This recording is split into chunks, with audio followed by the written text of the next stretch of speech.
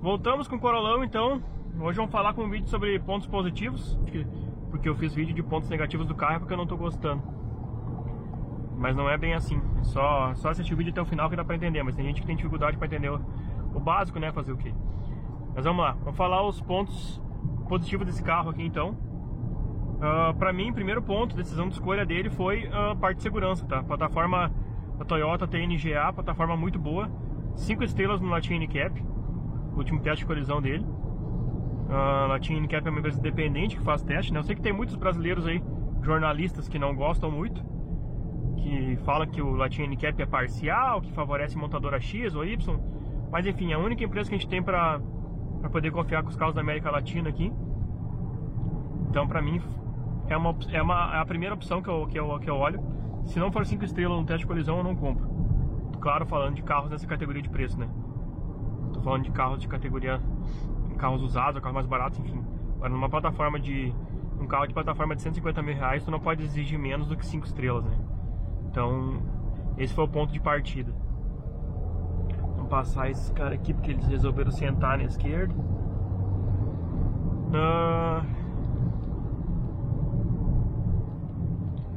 Outro ponto, parte de estética, é óbvio, o carro tem que te agradar visualmente, né? Essa geração do Corolla ficou muito bonita, pra mim, no meu gosto, eu achei muito bonito. Muito melhor que as gerações anteriores. Antigamente a maioria das versões tinha um design meio chinês, um troço sem identidade, sem aquela coisa que chama atenção, né? Essa aqui não. A parte da frente do carro ficou muito bonita, a traseira também ficou alinhada, a dianteira, um visual alinhado, quero dizer, né? A aparência realmente agrada bastante aos olhos, ainda mais nessa cor branco pérola, que pra mim é a favorita do Corolla, né? Pra mim a cor mais bonita dele é o branco perolizado. Então a parte estética não é uma 320 G20, mas agrada assim aos olhos, é um carro bonito de se ver assim. Outro ponto também, que é nesse tipo de carro tem que ter ACC. Pra mim isso é um grande ponto positivo do carro, apesar de ser mais manco do que tem na Volkswagen. Vou fazer um vídeo específico sobre isso ainda. Mas ele funciona bem, cumpre o papel dele, e principalmente na parte de segurança, que a gente tem além do ACC, tu tem o alerta de colisão frontal, sistema para evitar uma colisão, né?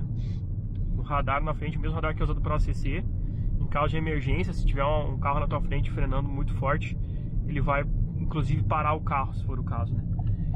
E isso pra mim era um item que eu não abriria a mão, por isso que eu não comprei o novo Sentra. É uma vergonha o novo Sentra, o Advanced, que é o modelo concorrente do Shay, na faixa de 150 mil reais, não ter ACC, não ter essa parte de anticolisão, né? É uma vergonha, é chamar o cliente de idiota, né? Ainda mais um concorrente direto do Corolla, um sedã médio, então não é um carro de entrada, né? E mesma coisa que a Volkswagen fez com o Polo também, agora o Polo GTS não tem ACC, é uma vergonha, o carro tem o mesmo preço de um Virtus exclusivo e não tem ACC, porque a concorrência não tem, mas tu tá pensando na tua concorrente, ou tu tá pensando em salvar a vida dos teus clientes, entendeu? Tu tá pensando em segurança dos teus clientes, tá pensando no teu caixa para economizar 2 mil reais no sensor de radar, entendeu? Isso é muita sacanagem. Então, pra mim, o ACC era primordial, pra mim é um grande ponto positivo do carro.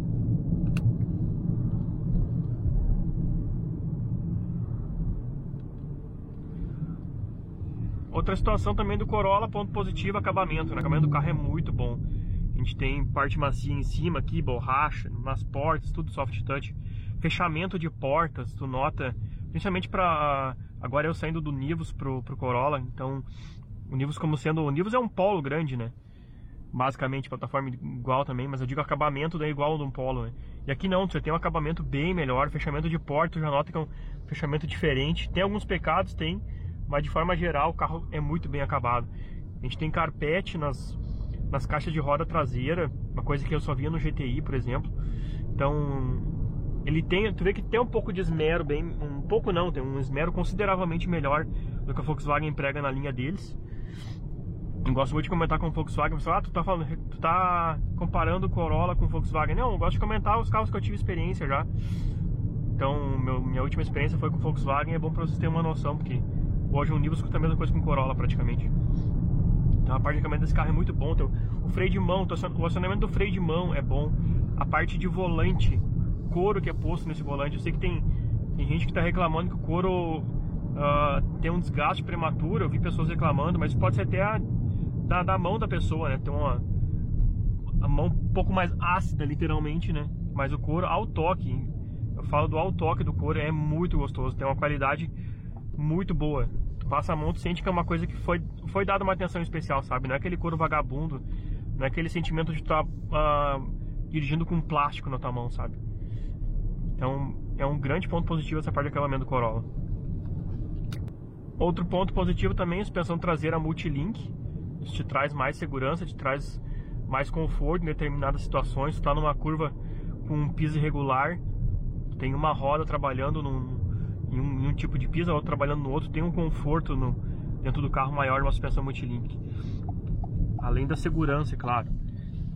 Sem falar na situação de ser uma suspensão muito mais bem projetada, uma suspensão mais cara, mais moderna em relação ao eixo de torção, né? E aliado com essa situação da suspensão traseira multilink, uma coisa muito boa desse Corolla é o acerto de suspensão desse carro, o acerto geral de suspensão. Tem uma suspensão muito confortável, ela não é aquela suspensão bandoleira, estilo azeira, sabe? Aquela suspensão molenga, que parece que tu tá em cima de água.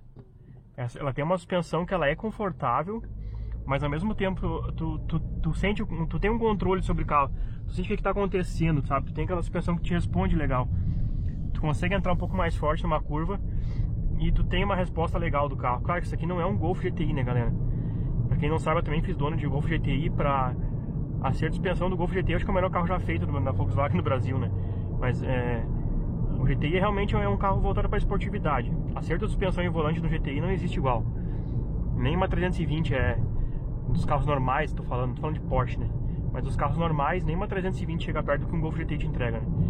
Mas na proposta desse carro aqui, a parte de conforto de suspensão é muito boa. Tu passa nesses remendos assim, ó, que tem no asfalto, é um carro confortável, sabe? Te entrega suavidade, é uma situação muito boa. A acerto de suspensão desse carro é realmente muito, muito boa.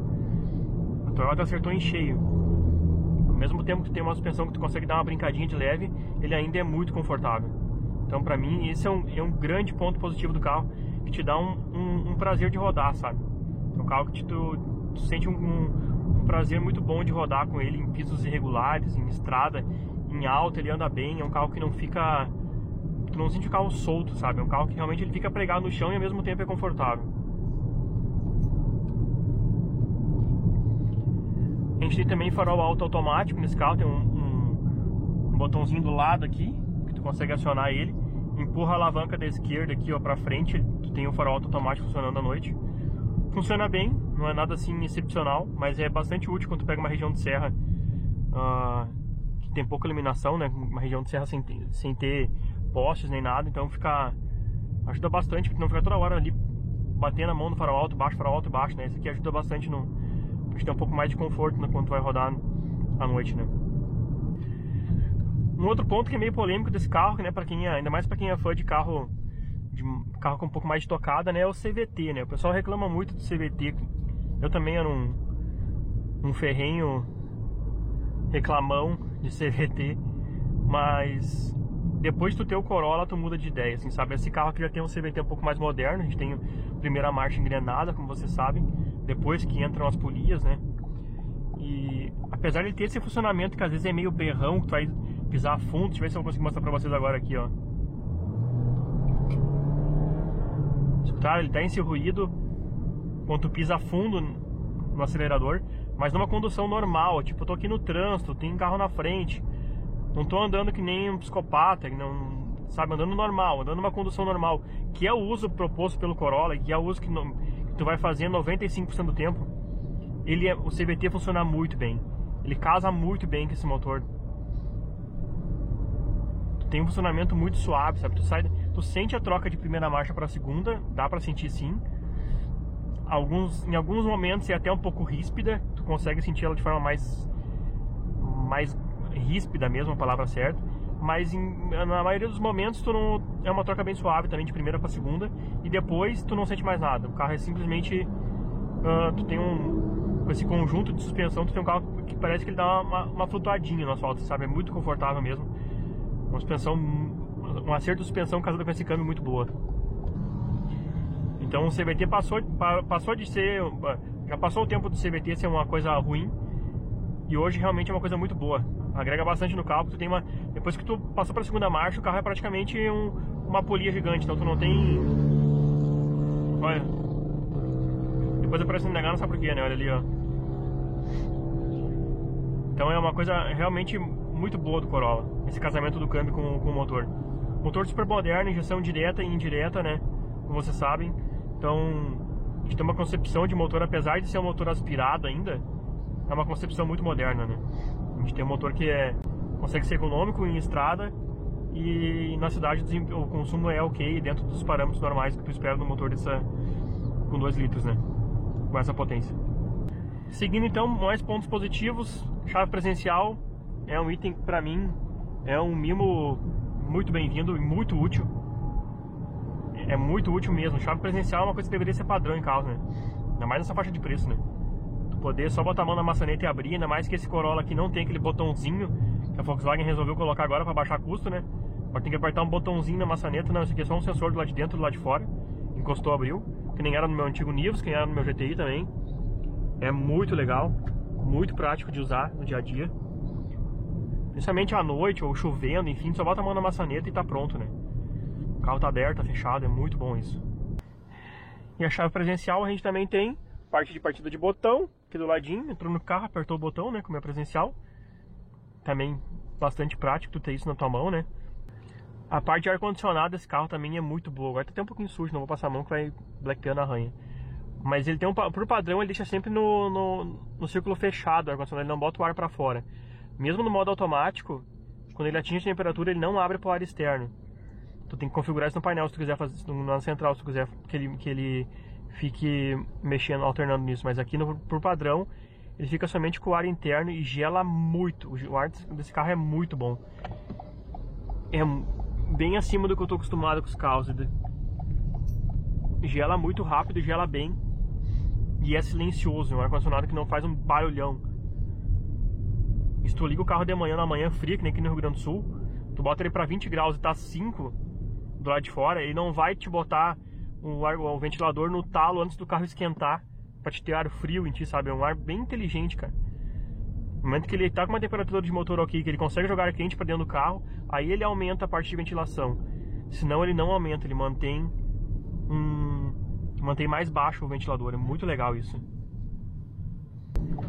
A parte de isolamento acústico desse carro também é um ponto positivo, apesar de ter um pouco de barulho de rodagem, esses pneus são bem ruins, tem um barulho de rodagem meio chato, mas o isolamento acústico de cabine é muito bom, tu para com esse carro, fecha a porta, o carro estacionado, parado, tu sente como ele isola bem o ambiente externo, sabe? O único problema é esses pneus originais, esses pneus Bridgestone, eles são muito ruins. Se botar um Prime Squadra Michelin aqui, vai ter com certeza vai ter um ganho muito grande de silêncio de rodagem.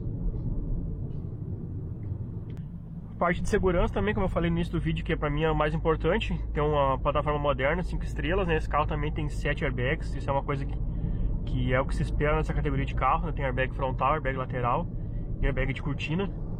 Então é um carro bem seguro em qualquer tipo de colisão.